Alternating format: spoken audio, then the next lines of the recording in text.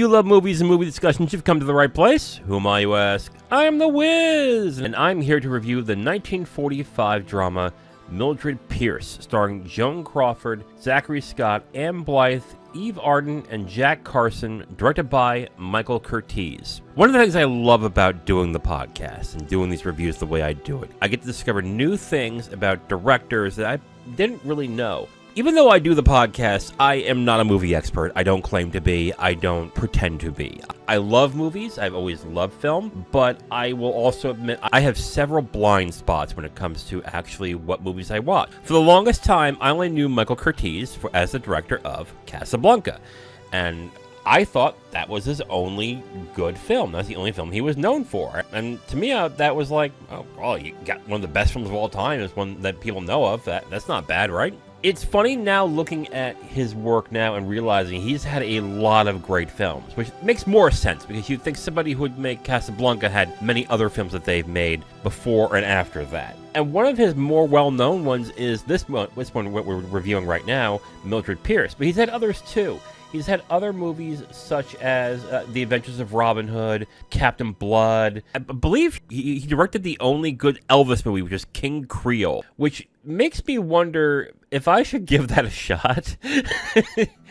Maybe not. Kim Shackman, who loves Elvis, has also said his movies are pretty bad. So I don't know. Maybe I will give that a shot. I just wanted to state, like, it's always interesting to do the podcast and learn more about specific directors and stuff like that. So let's get into it. Let's get into the review of Mildred Pierce, directed by Michael Curtiz. But before that, let's get into the plot. The plot starts around Mildred Pierce, who is played by Joan Crawford. Her marriage to Bert, played by Bruce Bennett, is in flounders after he leaves her for another woman. Motivated to raise her two daughters on her own, she starts working and eventually starts her own business. But her daughter Veda, who is played by Blyth, starts to resent her as Mildred's job degrades her social status. This all culminates on an investigation of the death of Mildred's second husband, Monty, played by Zachary Scott. And that is the plot, so while we get into our 3 points, and the first point I have for Mildred Pierce is, this is an effective mix of noir and character drama. Not to say that noirs can't also be character dramas, but more often than not, a noir tends to just be a crime movie that is dark and has certain kind of tropes that surround itself into the movie. This blends those really well. The character drama is about Mildred Pierce and her relationship with a bunch of different people throughout the film, the main one being her daughter, Veda. The film starts off pretty dark. It is about the shooting of Monty, and then it goes into a flashback with a detective talking about what's happened in the past and how things led up to this. What is interesting in this film is that it starts off just as a basic character drama. It's got really good writing with the characters and the dialogue in it. But as the film goes towards the end, it starts to get darker. It starts to use the tropes of noirs in a very interesting way. I think the effective mix of these two elements was actually really well done. And my second point, its focus on toxic relationships make the film flourish. There is a constant theme throughout the entire film, and is that Mildred Pierce, as good in its intentions as she has, is surrounding herself in incredibly toxic relationships. The most toxic relationship, which is utterly fascinating, is the one with her daughter, who is Veda. That relationship is incredibly toxic. Even though Mildred is trying to do the best for her daughter, she ends up creating probably the most damaging relationship that she's actually in the movie. But you also have the relationship with Wally, who Wally wants to get with her, wants to be with her, and she's using him to get what he wants, even though he's constantly trying to get with her. And then you have the relationship with Monty, which I won't spoil how that becomes very toxic at a certain point too. Even the original relationship with Bert has some toxicity to it. It's just an interesting story about how a person with good intentions and trying to do the right thing can create herself a litany of toxic relationships and problems just by her actions, even though she was trying to do good. And my third point, Veda's lack of depth, while effective for the main plot, is a disappointment. It's not that I don't like the character of Veda. I think she's a good character.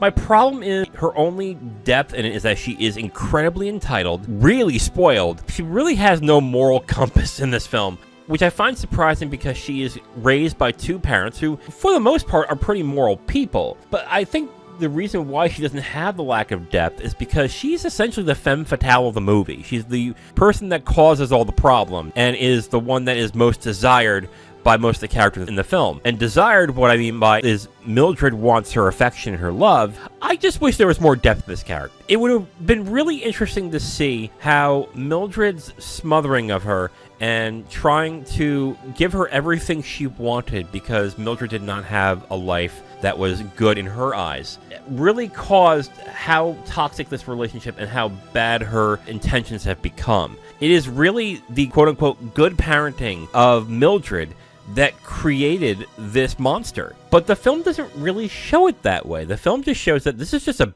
bad person.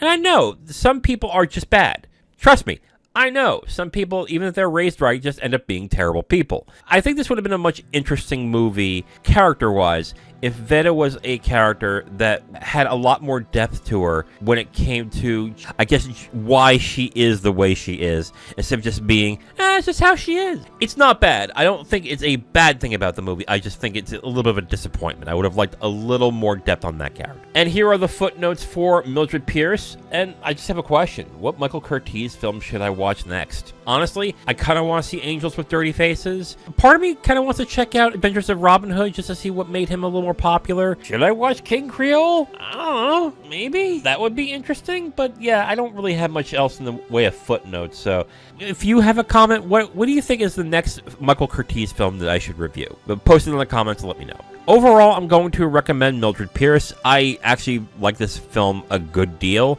I do find the lack of depth on Veda disappointing, even though I think the rest of the characters have a good amount of depth to make them very interesting. I really think Joan Crawford did a really good job in this movie. This is a performance that I think would be very hard to do because you would still have to make her likable, intelligent, and driven while being blind to the fact that you're turning your daughter into a monster and that all these people are using you and you're just not recognizing it. Other actresses could make this character look pretty dumb, but I think Crawford has this way about her that she can make her seem intelligent and driven and then still feel like she's getting screwed, even though it was all of her actions that led it to this point. Again, I actually like the performance of Anne Blyth, who played Veda, and I do like the way the film is shot, too. I think this is a very good film. It's not going to be on my top of this year of films I've watched, and I think mainly it has to do with the fact I just wish there was more on Veda and why she is the way she is. But overall, I do recommend Mildred Pierce. If you haven't seen it, I think you're going to have to rent it on most of the streaming services. I actually have the Blu-ray, so I got to check it out on that. So overall, I recommend Mildred Pierce. Now, if you want my full review on this movie, you can go to my website at IamTheWiz.com. You'll have my full written review right on the site, along with a link to the video that has this review that you've just listened to. Thank you for listening to this review. If you want to know what we're reviewing in the next couple of days, you can look on the screen right now to see what's coming up next. If you like what you heard, go ahead and leave a like on this video. If you want to discuss your opinion on the film or the review itself, please leave a comment. And if you want to hear more, subscribe to the channel. Thank you again for listening. I will talk to you next time.